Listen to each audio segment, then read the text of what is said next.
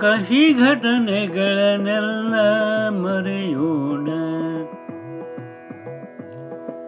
ಸಿಹಿ ಮಾತಿನಿಂದ ಮನವ ಗೆಲ್ಲೋಣ, ಸಿಹಿ ಮಾತಿನಿಂದ ಮನವ ಗೆಲ್ಲೋಣ.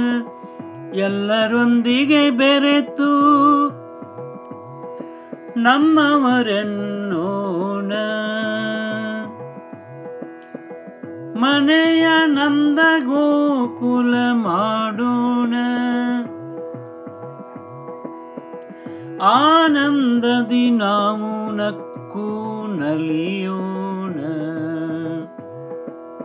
ಅತಿಥಿಗಳ ಆದರಿಸಿ ಗೌರವಿಸೋಣ, ಅತಿಥಿಗಳ ಆದರಿಸಿ ಗೌರವಿಸೋಣ. ಎಲ್ಲದಕ್ಕೂ ಪರಿಹಾರ ನಿಜಾತ್ಮ ಶಿವನನ್ನೇ ಕೇಳೋಣ,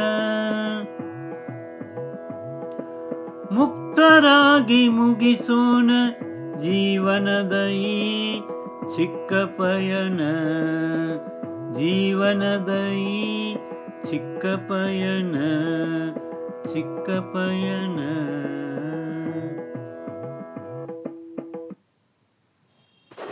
ಏನೇ ಕಹಿ ಘಟನೆಗಳಾಗಿರಲಿ ಅವುಗಳನ್ನೆಲ್ಲ ಮರೆತು ಬಿಡೋಣ.